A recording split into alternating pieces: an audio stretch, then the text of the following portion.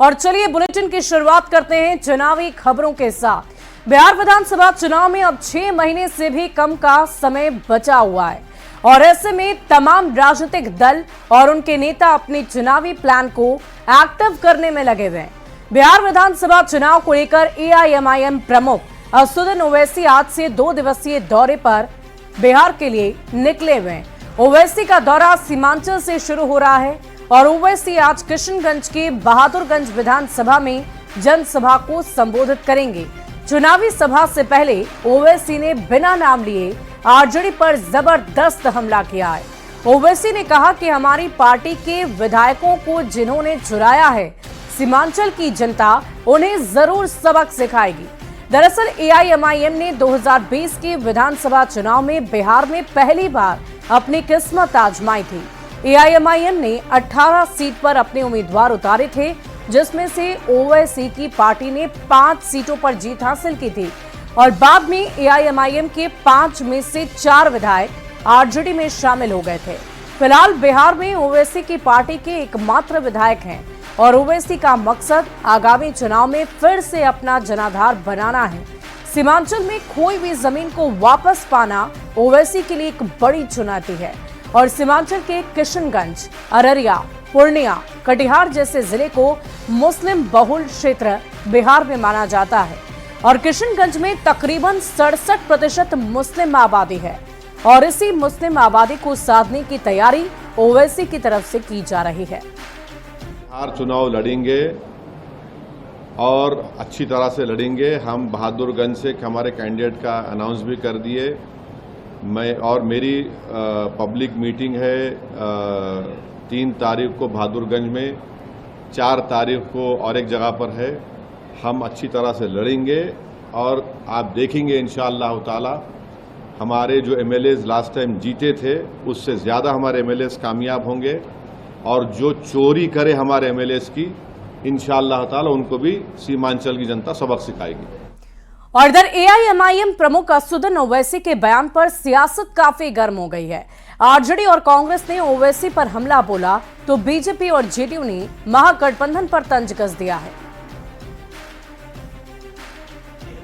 Secularism के लिए और फिरका परस्त ताकतों के खिलाफ मजबूती से खड़े रहे।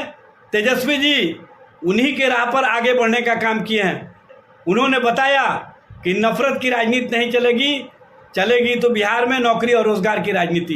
इसी कारण से ओवैसी साहब के पार्टी के 4 एमएलए लालू प्रसाद जी और तेजस्वी जी के क़यादत पर, नेतृत्व पर विश्वास करके राष्ट्रीय जनता दल के साथ जुड़े हैं। ये कोई पहली बार तो ओवैसी साहब बिहार आ नहीं रहे हैं, इसके पहले भी दर्जनों बार ओवैसी साहब बिहार आ चुके हैं और दरअसल जिनको उन्होंने सबक सिखाने की बात कही है वैसे पार्टी के लोगों को और वैसे नेता को बिहार की जनता पिछले 20 वर्षों से सबक सिखा रही है। ओवैसी जी की बातों में अब कोई आने वाला नहीं है। उन्हें मालूम है कि बिहार में वे आते हैं राजनीतिक लाभ के लिए और किसके इशारे पे वे काम करते हैं ये अब बिहार के मुस्लिम भाई जान चुके हैं।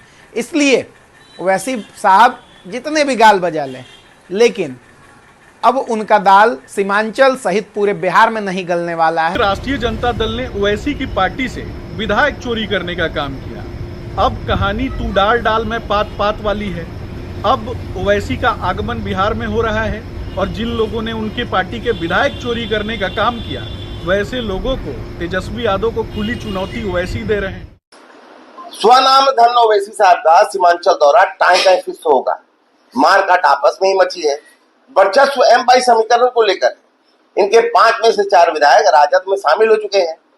मुस्लिम वोट बैंक से अपने खिसकते जनाधार से बेचैन ओवैसी का सीमांचल का 2 दिवसीय दौरा से कुछ फलाफल नहीं मिलने वाला है। सबको पता है कि बीजेपी और एनडीए के लोग अपनी किस तरह बी टीम सी टीम उतार रहे हैं, तो सीमांचल का मिशन जो है वो इस बार परमिशन नहीं देता है।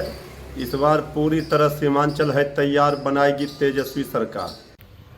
जिन जिन राज्यों में चुनाव होता है ओवैसी और केजरीवाल मोदी मिशन पे निकलते हैं। उनका मात्र एक लक्ष्य होता है कि नरेंद्र मोदी और आरएसएस को फायदा कैसे हो।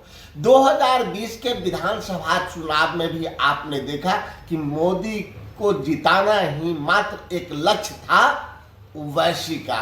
तो ओवैसी के बारे में सबको पता है कि ओवैसी मोदी और आरएसएस का पेड वर्कर है। बिहार में एक वोट बैंक को लेकर गजब की नोरा कुश्ती है।